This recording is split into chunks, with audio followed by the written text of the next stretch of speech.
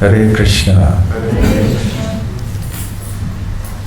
So when we just chanted this particular line now, Jaya Jaya Shri Chaitanya, Jaya Nityananda, Jaya Advaita Chandra, Jaya Gaura Bhakta Vrinda, we glorify not just Shri Chaitanya Mahaprabhu, Nityananda Prabhu, Srivas Thakur, Gadadhar Pandit, Advaita Acharya, but we also glorify Gaura Bhakta Vrinda.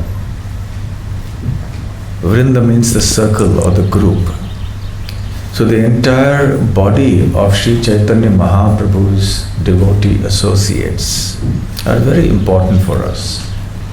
So inasmuch as it is very important and nourishing for us to hear about the pastimes and activities of the Supreme Lord, it is also important to hear the pastimes and glories of His great devotees and associates. So today is the Disappearance Day anniversary of Srila Svarupa Damodar and of Srila Sivananda Sena, two very intimate associates of the Lord of Sri Chaitanya Mahaprabhu in Jagannath Puri. It also happens to be the day when the celebrated Rath Yatra happens in Puri. It must have already begun now because India is a few hours ahead here. So we'll try to speak a bit about the glories of these two great Vaishnavas and then blend it into the Rath Yatra. Time, of course, does not permit us to speak at great length on these three events, which are in and of themselves topics for separate talks. Let's begin with the glories of Sivananda Sena. As we are all aware, Krishna consciousness is for everybody. It is not only for those who are renounced externally or brahmacharis or sannyasis. It is for men, for women, for grihasthas, for sannyasis, for everybody. And everybody can make advancement in the path of Krishna consciousness regardless of these material designations. So we find in Chaitanya Mahaprabhu's associates not only many exalted souls who were renounced in the renounced order, but we also find many who were householders. We of course have the prime examples of Advaita Acharya and Srivas Thakur, but we also have wonderful examples like Srila Sivananda Sena.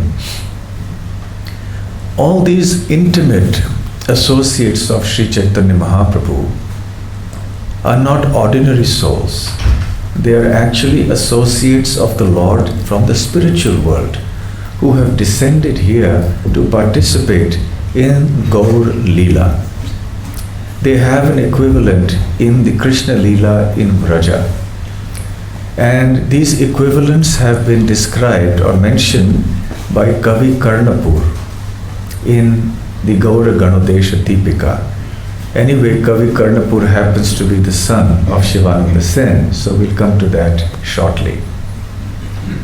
So Sivananda Sena, as mentioned by his own son in the Gaura Ganodesha Deepika, is Veera Duti, who was like a go-between for Krishna and the gopis, passing messages between Krishna and the gopis, arranging meetings. So a lot of all kinds of transcendental subterfuge and all sorts of hidden arrangements go on in the spiritual world, and that nourishes and sweetens the Lord's pastimes even more. Now, Veera Duti has appeared in Gaur Leela as Sri Sivananda Sena. And as it happens, to demonstrate that Krishna consciousness is not dependent on any material designation like high birth, for example, being born in a Brahmana family, etc., that is not necessary at all. In fact, many times it becomes an impediment. So in order to demonstrate this, many of the Lord's past of his associates appear in families that may not be considered very exalted from a material, social point of view. So Sivananda Sena appeared in a Vaidya family, Vaidya caste. Vaidya means a physician, a doctor. And he was born in a place called Kumarahatta. Any of you have heard of this name? Does it sound familiar for some reason? Yes, Mataji? Yes. Kumarhatta is the place where Ishvara Puri, the guru of Sri Chaitanya Mahaprabhu, was born. And Chaitanya Mahaprabhu, when he went there, he was so overwhelmed and overcome with feelings of devotion towards his guru that he took away a little mud from that place. And he kept it with him, and he would eat it sometimes, every now and then, because he considered the dust of that place to be so holy. Now, following in the footsteps of Mahaprabhu, devotees after him also started coming and scooping out a little mud from that place.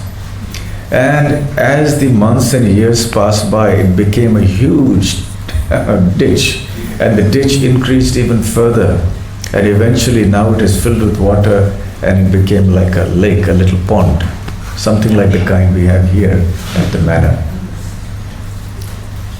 So that is Kumarhatta. So Sivananda Sena was born in that place. He had 3 sons, Chaitanya Das, Sri Ramadas, and Sri Paramananda Das. All 3 were exalted souls. But in particular, I would like to briefly mention Paramananda Das. Of course, the glory of parents lies when their children become exalted devotees of the Lord. That is really the glory. Generally, parents look for glory in the material progress and advancement of their offspring. But the real glory of the parents comes when the children become pure devotees of Krishna. So Sivananda Sena was in his own merit, on his own standing, an associate of the Lord. And all the more he becomes glorified because of these 3 exalted sons that he had. And the youngest among them was Sri Paramananda Das. And Chaitanya Mahaprabhu would lovingly call him Puri Das. Call him Puri, Puri Das.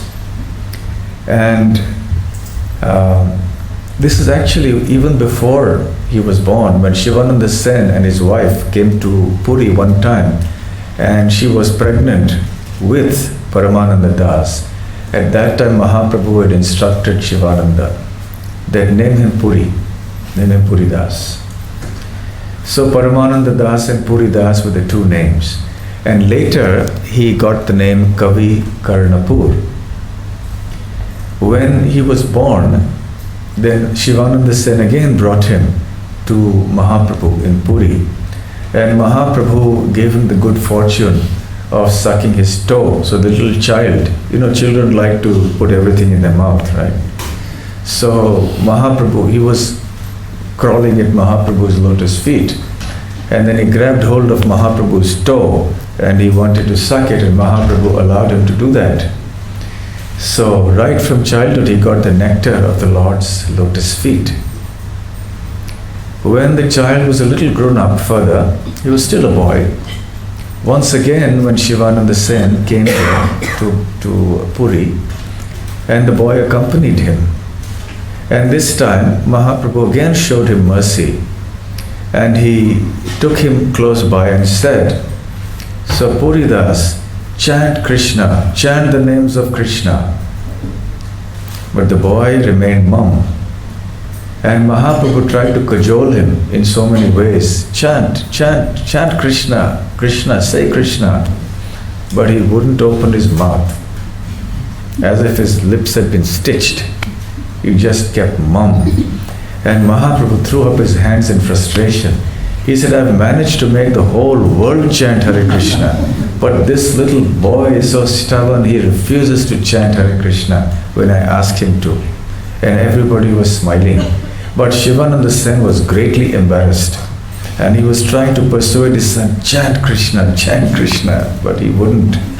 Then finally Svarupa Damodar came up and he said, my dear Lord, I know the reason why this boy refuses to chant. It's because in giving him this instruction, you have given him your mantra.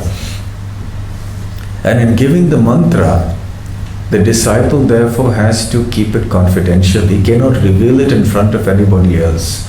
And we are all present here. So this boy understands the etiquette. So he is purposely not speaking it aloud, but he is following your instruction and he is chanting it mentally. So all the Vaishnavas and Mahaprabhu also were very, very pleased to hear this. Later on, of course, Kavi Karnapur went on to write several books, and the most famous one being the Gaura Ganodesha Deepika, in which he has identified the original entities or the devotees who appeared in Gaura Leela. So anyway, that's a little bit about Sivananda Sena's sons. Now the main service of Sivananda Sena, apart from maintaining his family and doing his personal Krishna consciousness, was that he was in charge of the devotees when they went from Bengal to Jagannath Puri every year. As you know, for the 4 months of the Chaturmasya, the 4 months of the monsoon, devotees from Bengal would take a holiday from their work. They would work for 8 months, earn their livelihood and so on. And then for 4 months they would go to Puri to be in the Transcendental Association of Sri Chaitanya Mahaprabhu. And they would celebrate many festivals there like the Rath Yatra and so on. And they would also participate in chanting Sankirtan with Mahaprabhu. So Sivananda Sena was the one who was responsible for making all the arrangements. He was an expert manager. And not only did he manage everything, he, from his own pocket, he paid all the toll fees, the octroi fees, the ferry charges and so on, because they had to cross rivers also at some time. And they had to cross boundaries. So he would take care of all these arrangements. And Sivananda Sena was so expert in doing all these things. He was apart from being an exalted devotee, he was also worldly wise. Now that's not a combination that we find very often. Someone who's an exalted devotee and at the same time knows how to deal with the world and how to live in the world.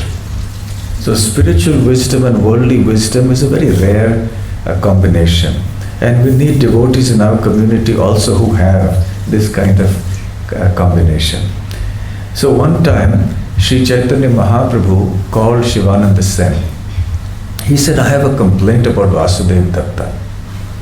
Vasudeva Datta was a great devotee in his own right, but he wasn't worldly wise. And whatever money he would get, he would spend it. So Mahaprabhu called Sivananda and said, look, this Vasudeva Datta is a prodigal spender. Whatever money he gets, he immediately spends it. How is he going to manage his family if he's going to spend like this? So I want you to take charge of his life, his finances. And you discuss with him exactly what he should spend, where he should spend, what is his income, what is his expenditure. You sit down and manage his finances for him. And make sure that he saves up some money for the future. Otherwise, how is he going to look after his family? In other words, Mahaprabhu, although he was a renunciant himself and he was surrounded by many renunciants, but he was extremely practical as well. It's not that because there were devotees that they were neglectful of their family well-being. So Mahaprabhu was very concerned about all of this. So Sivananda Sena was renowned for his worldly wisdom as well. And then he took charge of Vasudeva Datta and managed his affairs for him. One time, when the devotees were traveling from Bengal to Puri, a stray dog happened to tag along In England, I don't think you see stray dogs. But in India, you will find many, many of them. And most of them give you sleepless nights if they happen to be around the place where you live. So this stray dog happened to tag along. Obviously, he was not a stray, not an ordinary soul, because otherwise, why would you tag along with the devotees? So Sivananda Sena became very merciful to him, and he allowed the dog to come along. And so long as they were walking, it was fine. But when the time came to board a boat to cross a river, the boatman refused. He said, I can't take dogs in my boat. And anyway, he's like another person, so you have to pay for him. So Sivananda Sena agreed. He paid a decent sum to have the dog on board as a passenger. And he would personally feed rice prasadam to this dog. And this went on for some time. One day, when Sivananda Sena was preoccupied with paying all the toll charges and everything, somehow the dog, he forgot to feed the dog, and the dog wasn't to be seen anymore. Sivananda Sena was unhappy about this. He sent out almost 10 devotees in different directions to look for the dog. But the dog was nowhere to be found. Sivananda Sena was so grief-stricken that he fasted that evening. He could not eat. So this is an example of how we can take care of animals. Sivananda Sena never kept the dog in his house. So we shouldn't keep pets in the house, but rather we can protect them when they're outside. Of course, in a place where stray animals are not allowed, then what do? Well, keep them somewhere outside, but not inside the house. So anyway, then Sivananda Sena couldn't do anything about it, and the whole party of devotees eventually reached reached Jagannath Puri. And even before they had darshan of Lord Jagannath, they went straight to have darshan of Sri Chaitanya Mahaprabhu.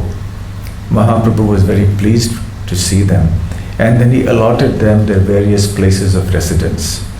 The next day, when Sivananda Sena and the other devotees came to see Mahaprabhu, they were astonished to see that very same dog there. And Mahaprabhu very compassionately was feeding coconut pulp, prasadam, from his very own lotus hands to the dog. And the dog was lapping it up. So the dog could not be seen afterwards. And then the devotees understood that Mahaprabhu had actually sent the dog to the spiritual world. He had delivered the dog. In other words, devotional service is so special that even an animal, or even a plant for that matter, can get delivered and go back to Godhead. These are, however, rare. Generally, we have to come to the human form of life and practice Krishna consciousness regularly in the association of devotees. Another pastime regarding Sivananda Sena that Krishnadas Kaviraj Goswami mentions in the Chaitanya Charitamrita is that there was a devotee called Nakula Brahmachari, and it was said that he had the avesha of Mahaprabhu, meaning that Mahaprabhu had entered into Nakula Brahmachari, and he had thus empowered him to preach and transform the lives of people and make them Krishna conscious. Now when Sivananda heard this, because hundreds of people around were speaking about the glories of Nakula Brahmachari, a seed of doubt appeared in Sivananda's mind. Really? Is that possible? How could Mahaprabhu have entered into him? And he said, let me go and test out Nakula Brahmachari. So Nakula Brahmachari was sitting at one place, and huge crowds had gathered around him. And Sivananda Sena stayed at the rear, where he could not be seen by Nakula Brahmachari. And Sivananda Sena resolved in his mind that I have this doubt in my mind about Nakula Brahmachari, and if Nakula Brahmachari calls out my name and asks me to come forward to him, And if he is able to identify what my mantra is which I am chanting in my mind, then I will understand that what I have heard about Nakula Brahmachari is true. And sure enough, in a very short time, Nakula Brahmachari called out loudly, "Oh, 2 or 4 of you, you go and look for Sivananda. Where is Sivananda? And bring him to me." And these people came running, "Where is Sivananda? Who is Sivananda?" So Sivananda identified himself, and 50% of the test Nakula Brahmachari had passed. Now the other 50%. So Sivananda came up to Nakula Brahmachari and offered his respects. And Nakula Brahmachari said, "So my dear Sivananda Sen, you are doubting me. You were chanting the 4-syllable Gaur Gopal mantra, which was indeed true. And then all doubts were set to rest." And Sivananda Sen offered his respectful obeisances to Nakula Brahmachari and understood that what he had heard about Nakula Brahmachari was indeed true. There was another Brahmachari whose name was Narsingananda Brahmachari. Now one time Sivananda Sen's nephew Srikanta Sen had gone to Puri from Bengal, and he met Mahaprabhu. And Mahaprabhu told him, "Please tell the devotees in Bengal that they need not come to see me in Puri this year, because I will myself go to Bengal." So Srikant Sen brought this message back to the devotees, and the devotees were eagerly looking forward to Mahaprabhu's visit. Shri Shri Radha Gokulananda ki jai, Shri Shri Gaur Nitai ki jai, Shri Shri Sita Ram Lakshman Hanuman ki jai. So the devotees were eagerly waiting for the Lord to arrive in the month that he had promised the Lord to come, when he would come, but he did not come. So Sivananda Sen was also getting very anxious along with the other devotees. And it so happened that this devotee Narsimhananda Brahmachari, who was earlier known as Pradyumna Brahmachari, Mahaprabhu gave him the name Narsimhananda because he was a staunch devotee of Lord Nrsimhadev. So when Narsimhananda Brahmachari heard the sorrow of the devotees, he said, "Don't worry, I'll make sure Chaitanya Mahaprabhu comes here. I'll bring him here."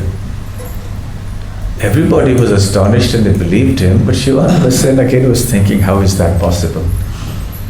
So Narsimhananda Brahmachari sat in meditation and he said, "Sivananda, please arrange ingredients for me to cook, and I'm going to offer bhoga to Lord Nrsimhadev, to Lord Jagannath, and to Sri Chaitanya Mahaprabhu." So Sivananda was doubtful. He said, "All right, but anyway, he's asking for ingredients." So he procured all the ingredients and supplied them to Narsimhananda Brahmachari, who then cooked nice feast and had 3 portions and offered them in front of the three separate portions. One for Nrsimhadev, one for Jagannath, one for Mahaprabhu. Mahaprabhu personally manifested himself there and physically ate all 3 offerings and made the plates empty. Normally, the Lord eats with his eyes and leaves behind his remnants, which his devotees then partake of with great relish. But in this case, Mahaprabhu actually physically appeared there and ate all 3 plates. Nobody else could see this because this was happening within closed doors. And then Narsimhananda Brahmachari said, "Alas, alas." And he came out and Sivananda Sen was anxious. What happened? Why is he saying alas, alas? He said, "Just see what your Lord has done," meaning Chaitanya Mahaprabhu. He came here. I don't mind him eating the food that was offered to him. Even Jagannath I can understand. He's not different from Jagannath. But Nrsimhadev is my Ishtadev, and he has eaten even Nrsimhadev's offering. Now if the master is fasting, then the servant must also fast. So I'm also not going to eat anything, but I must feed the master." So Sivananda Sena was wondering whether Narasimhananda Brahmachari was speaking in ecstatic trance, or whether he really meant what he was saying and it was true.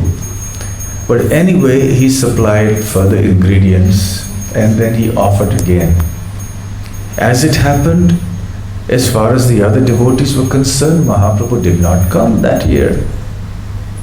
So the next year, when the devotees went from Bengal to Puri, and they met Mahaprabhu, and Sivananda was also present in that group, he saw Narasimhananda Brahmachari. Or he saw another devotee and he mentioned, oh yes, last year I came at the end of the month of Paush, and Narasimhananda Brahmachari fed me sumptuously. At that time, Narasimhananda Brahmachari had said, actually in my meditation, I have brought Mahaprabhu to Panihati, and now I'll further bring him here. But apparently Mahaprabhu returned from Panihati. He went back from Ramkeli. So then Sivananda Sena was convinced about the glories of Narasimhananda Brahmachari. Let's talk then further about Svarupa Damodar Goswami. Both Vrindavan Das Thakur and Srila Krishna Das Kaviraj Goswami consider Svarupa Damodar Goswami as probably the most important associate of Sri Chaitanya Mahaprabhu in Jagannath Puri. Kaviraj Goswami also mentions that amongst the intimate associates of the Lord in Puri, 3.5 were the most intimate. Does anyone know the names of these 3.5 intimate associates of Chaitanya Mahaprabhu? 3.5. Ramananda Roy, Svarupa Damodar, Shikhi Mahiti, and the half? Shikhi Mahiti's sister. Because she was a lady and he was a sannyasi, so obviously there couldn't be much close association. So 3.5 intimate associates. But amongst them, Ramananda Rai and Svarupa Damodar were more intimate, and Svarupa Damodar is considered probably the most intimate associate of the Lord. Now, in Gauda Ganodesha Deepika of Kavi Karnapur identifies him as Vishakha Sakhi from Krishna Leela. But it is generally accepted in the Gaudiya Vaishnava Sampradaya that actually Svarupa Damodar is Vishakha. And Srila Prabhupada in one place identifies Svarupa Damodar as being a direct expansion of Srimati Radharani, because these intimate gopis are not jivas. They direct expansions of Srimati Radharani. And these expansions appear in order to nourish the rasa, the leelas between Radharani and Krishna. So he was very well versed and conversant with the intimate moods of Chaitanya Mahaprabhu. Because Mahaprabhu had appeared in the mood of Srimati Radharani, and therefore naturally he wanted those devotees around him who also understood that mood. So Svarupa Damodar and Ramananda Rai were expansions of these gopis, the chief assistants of Radharani. So it was only fitting that they would be with Mahaprabhu when he was in his intense periods feeling separation from Krishna. As Mahaprabhu's pastimes continued in Puri from the Madhya Leela onwards to the Antya Leela, and as the Antya Leela progressed, these episodes, daily episodes actually, when Mahaprabhu would be in intense periods of separation, they just grew day after day. And as the Antya Leela progressed, Mahaprabhu withdrew within himself. He was not even coming out so much for Sankirtan as he used to frequently earlier in the Madhya Leela. In the Madhya Leela time, he would come out, he would dance, he would chant, he would associate with the devotees, go for prasadam at the homes of his devotees. He was very much sociable and available to everybody. But in the Antya Leela, as the time progressed, he started withdrawing and restricting himself to the Gambhira. And there, day and night, he would feel intense separation from Krishna. And at that time, Svarupa Damodar and Ramananda Rai would be there to pacify him, to provide him solace. Svarupa Damodar Goswami was an expert musician, and his singing was simply out of this world. Whenever Svarupa Damodar would sing, invariably Chaitanya Mahaprabhu would dance and dance in kirtan. It was not only extremely melodious, but Svarupa Damodar knew the different mellows of that Mahaprabhu was experiencing, and he would chant those verses and songs that exactly matched the moods of Mahaprabhu at any given moment.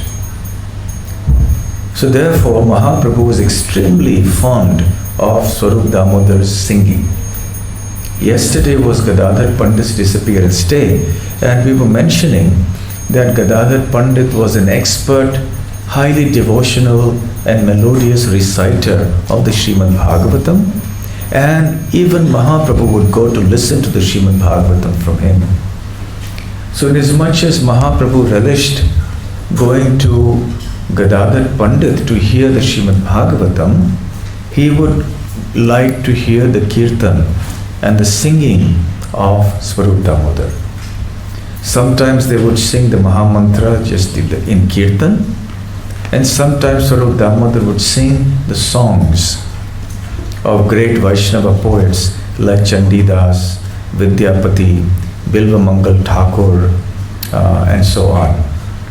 And even the plays of Ramananda Rai, sometimes songs from the Bhagavatam. And when Mahaprabhu was feeling these pangs of separation, Ramananda Rai would also sometimes recite verses from these works, and Svarupa Damodar would sing.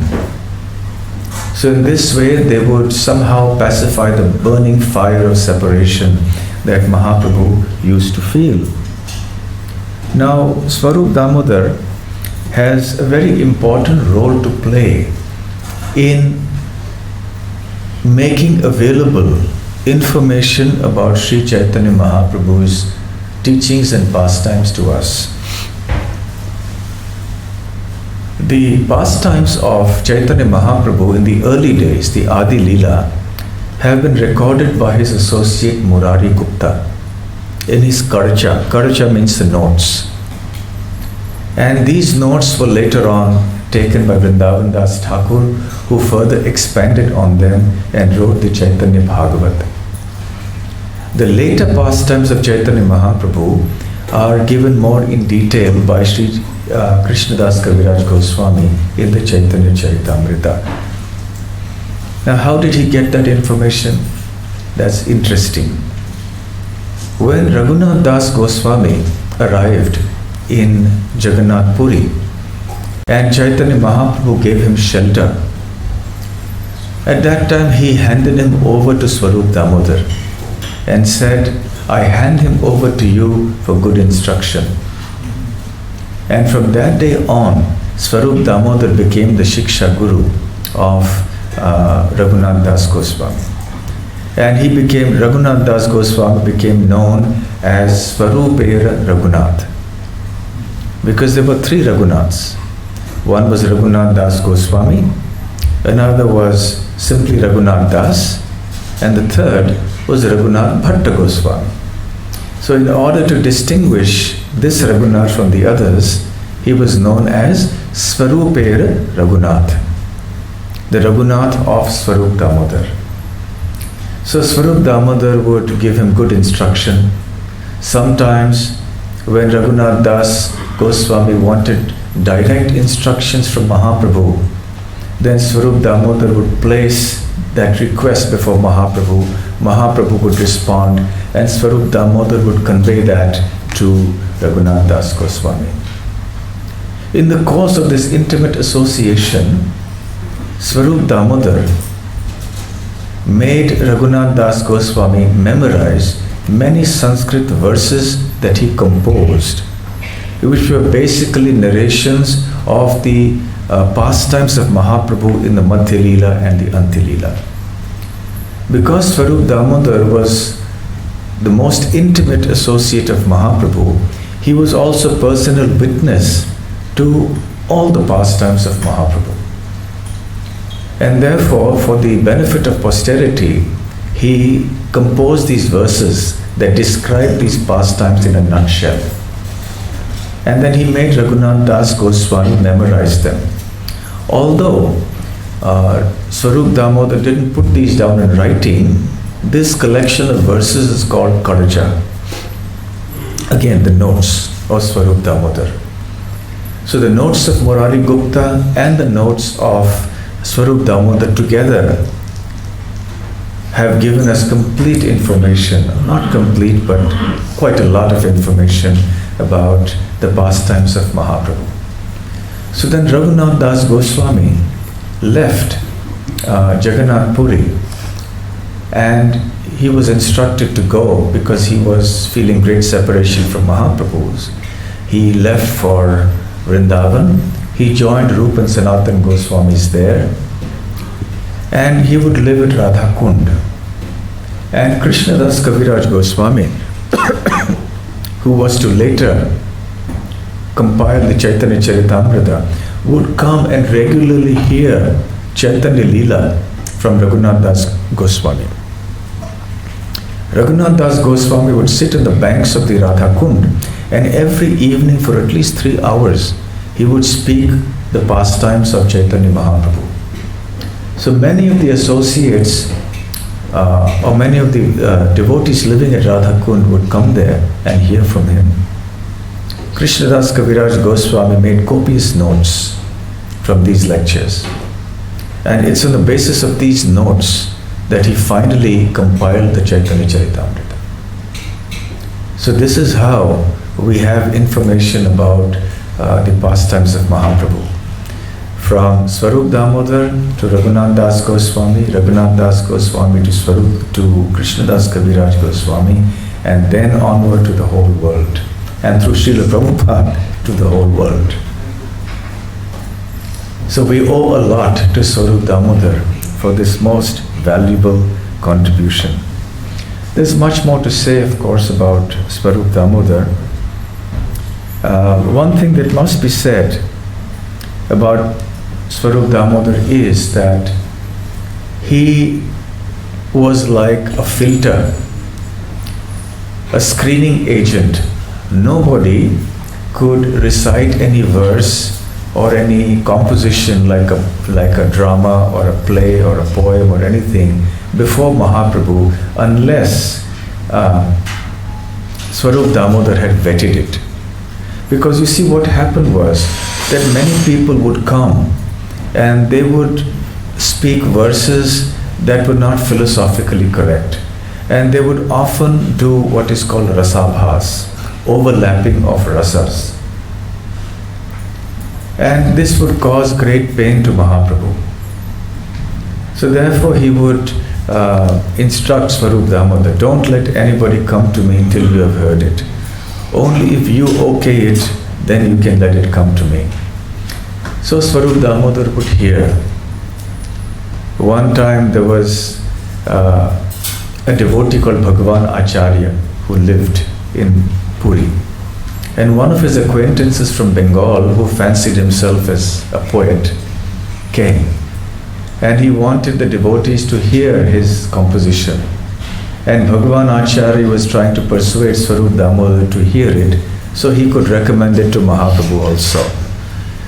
Svarupa Damodar wasn't keen. But because Bhagavan Acharya was insisting, so he finally relented and he heard the composition. Just upon hearing the introductory verse, Svarupa Damodar chastised that poor man from Bengal because he was all mixed up in his philosophy. He had made many grave philosophical errors. But he was very kind, so he explained everything to him. Fortunately, that poet from Bengal took a humble position and eventually he received the mercy of Mahaprabhu. This pastime has been described in a fair amount of detail by Kaviraj Goswami in the Chaitanya Charitamrita. It's interesting to know that Svarupa Damodar Goswami was actually a sannyasi. His former name was Purushottam Acharya, and he lived in Navadvip when Mahaprabhu lived there as Nimai Pandit. But when Nimai Pandit took sannyas, then he left Navadvip. He went to Banaras, Kashi, and he took sannyas there eventually from Chaitanyananda Bharati. But he didn't complete the formalities of taking sannyas. He shaved off his shikha and he gave up the sacred thread, but he didn't accept the saffron cloth and he didn't accept the danda of sannyas, and also he didn't change his name. So this Svarupa Damodar was a brahmachari name, but he didn't accept the sannyas name. He didn't have the intention of completing the formalities because he had heard he wanted to be with Mahaprabhu in Puri. So he left the formalities as they were and he came to Puri. And one of the reasons also for his doing that is that he wanted to remain humble. Because he thought that if I take a sannyas name, then perhaps I may become proud. So he left the formalities half done. He was a sannyasi. So then he came and joined Mahaprabhu. This was sometime shortly after Mahaprabhu had returned from his trip to South India. This is in the Madhya Leela. And thereafter, Svarupa Damodar remained with him, with Mahaprabhu. One pastime that is interesting, that is in connection with Jagannath also, is that he was a great friend of Pundarik Vidyanidhi, who was also the Diksha Guru of Gadadhar Pandit. And they would often meet together when Pundarik Vidyanidhi would come to Puri, and they would exchange notes and have intimate conversations. They would go and see Jagannath every morning. One time it happened to be the festival of Odana Shashti.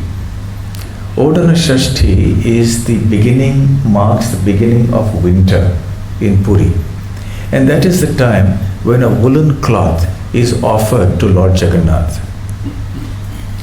And when Pundarik Vidyanidhi and Svarupa Damodar had come for darshan, Pundarik Vidyanidhi noticed that this cloth which was being offered to the Lord was starched. And generally, according to the rules of deity worship, you shouldn't offer a starched cloth to the Lord, and actually you shouldn't even wear it yourself. You should wash it before you wear it. So Pundarik Vidyanidhi, being a stickler for rules, he told Svarupa Damodar, just look at these priests. What are they doing? They're offering a starched cloth to Lord Jagannath. So Svarupa Damodar said, my dear Pundarik Vidyanidhi, the Supreme Lord Jagannath is completely independent. He can do whatever he likes. In Jagannath Puri, things are different than in other places. So don't mind that. Just enjoy the festival. But Pundarik Vidyanidhi persisted. And he said, yes, the Lord is independent, but are the pujaris independent? They have to follow the rules of the Shastras. They can't do whatever they like.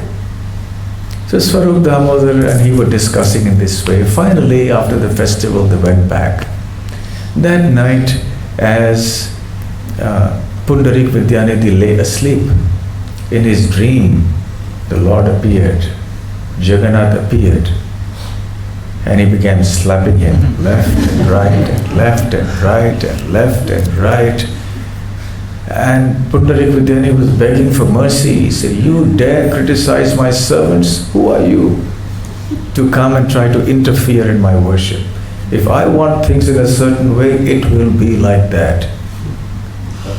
And Pundarik Vidyanidhi was begging forgiveness. Please forgive me, my Lord, please forgive me. And then finally the Lord disappeared from the dream. The next morning, Pundarik Vidyanidhi did not appear early morning for the darshan of Lord Jagannath. So Svarupa Damodar is wondering what happened. So he went to the residence of Pundarik Vidyanidhi, who opened the door. And then Svarupa Damodar looked at him and said, "What happened? Your cheeks are all puffed up and red and are swollen. What's happened?" So he said, come in, I'll tell you the story." And then Pundarik Vidyanidhi narrated the whole pastime as it happened. And Svarupa Damodar said, "You are the most fortunate soul in the whole universe. The Lord has personally appeared before you and chastised you. Who can be more fortunate than you? You know, the Lord personally punishes only one who is very, very dear to Him. So this is an expression of the Lord's affection for you." So these are pastimes that happened. And now, since we have to speak a few words about Rath Yatra too, there's very little time left, I'll speak one last pastime. When Mahaprabhu used to chant in front of Lord Jagannath in the Rath Yatra procession, he would many times chant verses and songs which would baffle the devotees. They wouldn't understand it. They wouldn't understand what Mahaprabhu was saying and why he was saying what he was saying. Sometimes they understood the verses, but they seemed just like mundane songs. And especially one time, Mahaprabhu was chanting this verse that began with Yaha Kaumara Haraha, which was a composition by another poet who was not a Vaishnava. And it was the narration of a young boy and girl who were lovers. And everybody was wondering, why is Mahaprabhu chanting this verse and in front of Lord Jagannath like this? Svarupa Damodar understood. He was such an intimate associate of Mahaprabhu that he could understand everything that Mahaprabhu was saying because he understood Mahaprabhu's moods. Others couldn't understand. But on this occasion, there was also one exalted personality who understood it. And who was that? Rupa Goswami. Rupa Goswami happened to be present there at that time.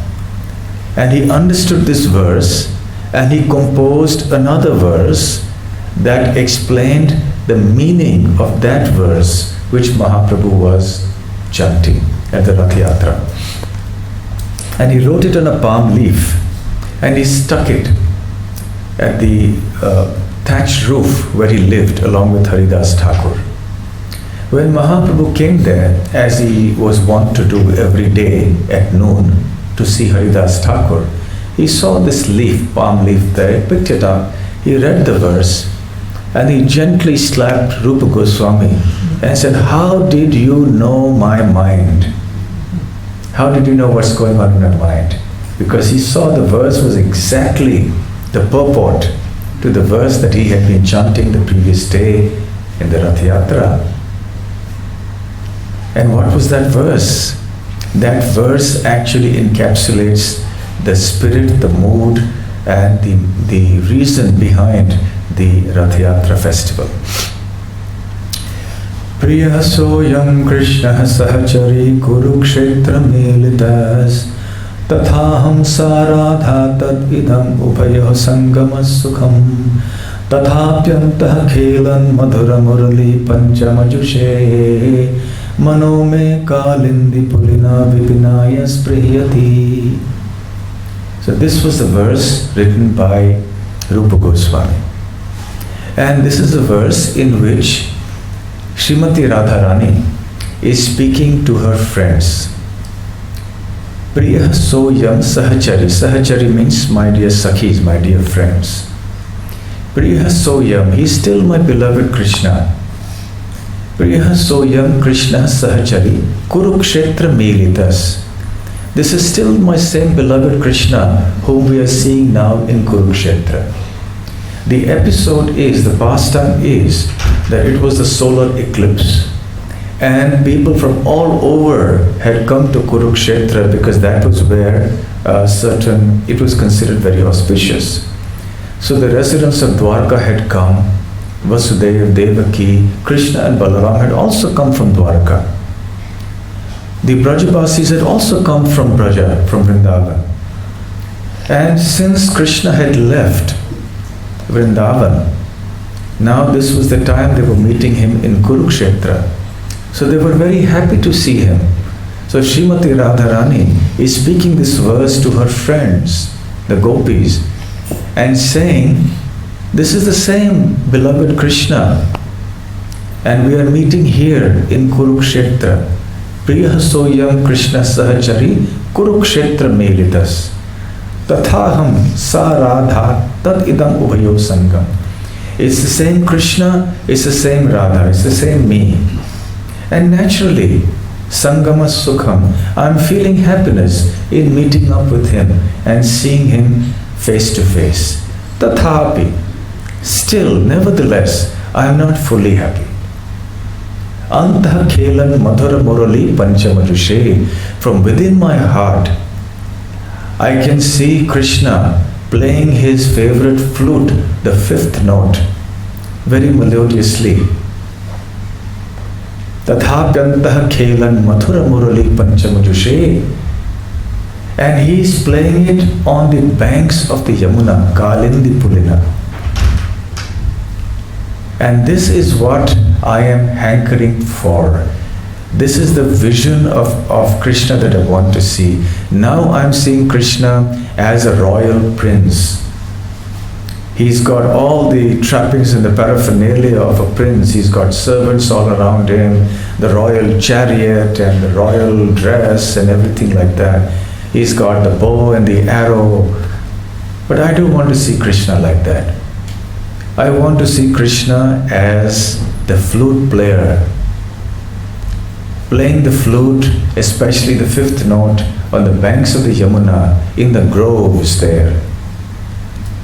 So these are the memories that I have of Krishna in Vrindavan.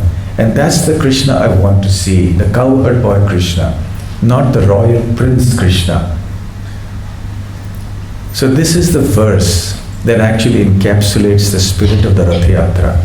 So the gopis at Kurukshetra, they began pulling Krishna's chariot and said, no, you're not going back to Dwarka, you're coming back to Kurukshetra with us. I beg your pardon, to Vrindavan with us. So in the Rath Yatra, Chaitanya Mahaprabhu, who is in the mood of Srimati Radharani, when he was pulling the cart of Jagannath, he was in this mood. Because Jagannath is Krishna, who is feeling separation from Srimati Radharani. And Chaitanya Mahaprabhu is Krishna, who is in the mood of Radharani feeling separation from Krishna.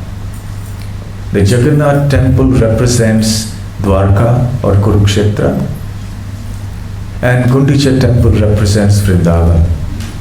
So Chaitanya Mahaprabhu was in the mood of taking Jagannath from Dwarka to Vrindavan. Come and be with us in Vrindavan, be on the groves in the groves on the bank of the Yamuna and play your flute. So this is the whole spirit of the Rath Yatra. When the devotees take Krishna from Dwarka to Vrindavan. And therefore, Gaudiya Vaishnavas do not so much like the Ulta Rath. The Ulta Rath is when the Lord is taken back from Gundicha temple to the Jagannath temple. Because then you're taking Krishna away from Vrindavan. That's a mood. So this is the esoteric significance of the Rath Yatra as is described by Srila Krishnadas Kaviraj Goswami in the Chaitanya Charitamrita. And today the Rath Yatra festival is going on in Jagannath Puri. Their lordships Jagannath, Baladev, Subhadra must have descended from the temple altar onto the carts, and devotees in large numbers must be pulling the carts now towards Vrindavan. Shri Jagannath Rath Yatra Mahotsava ki jai, Shri Svarupa Damodar ki jai, Shri Sivananda Sena ki jai, Srila Prabhupada ki jai, Gaur Premanande. Hare Krishna. Thank you very much. Sorry, we are a little over time today. Hare Krishna. Ki